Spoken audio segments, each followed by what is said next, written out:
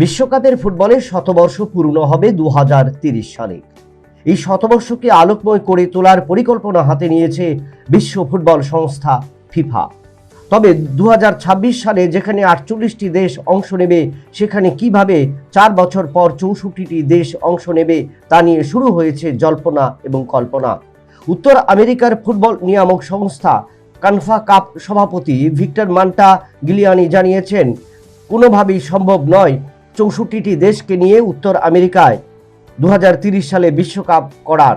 তাই আয়োজক কমিটি আমেরিকার সাথে শীঘ্রই বৈঠকে বসতে চলছে বিশ্ব ফুটবল সংস্থা। তবে ফিফার যে সিদ্ধান্ত তা কতটুকু বজায় থাকে শতবর্ষের ফুটবলে, সেটাই এখন দেখার বিষয়।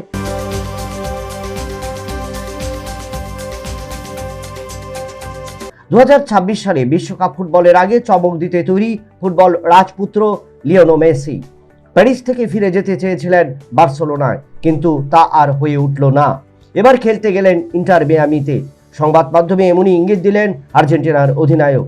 জানিয়ে দিলেন 2026 সালের বিশ্বকাপের মূল লক্ষ্য এবার ট্রফি জয়।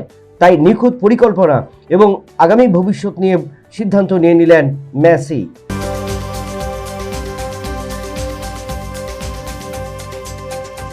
আইপিএল এর উন্মাদনায় বাড়ছে গরমের হাঁসফাঁস।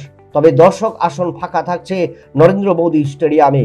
শনিবার তপ্ত দুপুরে গুজরাট টাইটান্সের মুখোমুখি হয়েছিল দিল্লি ক্যাপিটালস এই স্টেডিয়ামে। তাপমাত্রা তখন 41 ডিগ্রি সেলসিয়াস।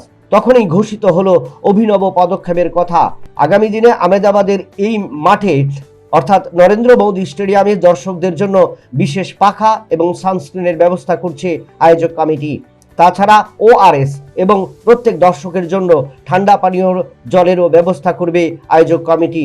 যার কারণে আয়োজক কমিটি আশাবাদী, গরমের কারণে স্টেডিয়ামে যেখানে দর্শকের ভাটা পড়েছিল, এবার এই সমস্ত সুযোগ পেয়ে পুনরায় আইপিএল মুখী হবে অনেক ক্রিকেট প্রেমী।